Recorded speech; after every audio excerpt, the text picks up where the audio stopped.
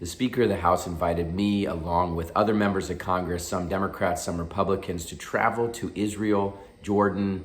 Here's what happened. Let's start with the flight logistics. This was an official trip, and so we were with military personnel and flew on what's called MilAir, or military air. One of the important parts of these trips are the flights, in that they offer some of the best opportunities to talk with other members of Congress, including the Speaker and former Majority Leader, Congressman Steny Hoyer. I spent a lot of this time asking questions and trying to learn as much as possible.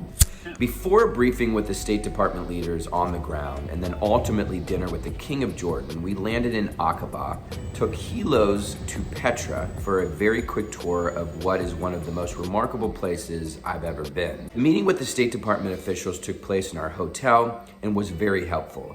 We are deeply invested in the success and stability of Jordan. Three big threats to Jordan. One, Iran. They are on the border in Syria. Second, unemployment. 75% of the kingdom are young, and 50% of this group is unemployed. And three, access to water. Then dinner with the king and his son, the prince. The king talked about the relationships with Israel and expressed real optimism, and was very serious in his concerns as it relates to Iran. He also talked about the economy and the work to attract new investments. He's an absolutely fascinating and big-time leader. We flew to Israel the next day, which is a very short flight. We first went into the Old City, which is beautiful, and one of the many places the three big religious communities come together: Judaism, Christianity, and Islam. It's also home to the Temple Mount and the Western Wall. Every time I visit, I write a note for God and pray. Without getting into the details, I do what I always do when I pray. I express my enormous gratitude, especially for my family.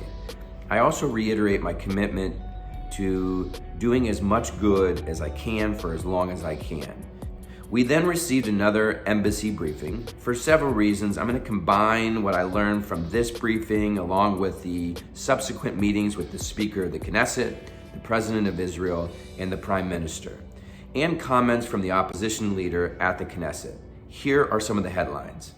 There is real domestic turmoil, but the democracy is very much alive. More than 70% of voters have participated in the recent elections, and the protests have been huge and peaceful. Every Saturday night, hundreds of thousands of people are protesting the judicial reforms that the Prime Minister proposed and has since pulled back on. Israel doesn't have a constitution, so work is underway under the president's leadership to convene the major parties to hopefully come to consensus on reforms. In the midst of all of this, we did stop by Yad Vashem, the Holocaust Memorial. They just installed the Book of Names and the names of 4.8 million of the 6 million Jews. In the book are the names of the Jews and where they were murdered and where they were from. I went to look for Landsman, thinking I might find a few names. There was nearly 2 pages of names. Landsman. It was overwhelming. I can just say that it was very emotional, and I know that God needed me to see those names. In the end, this was a highly productive and important trip. The Speaker and I obviously don't agree on a lot, but the better the relationship is, the more we can get done, especially for the folks back here at home. That is my job, and I take it very, very seriously.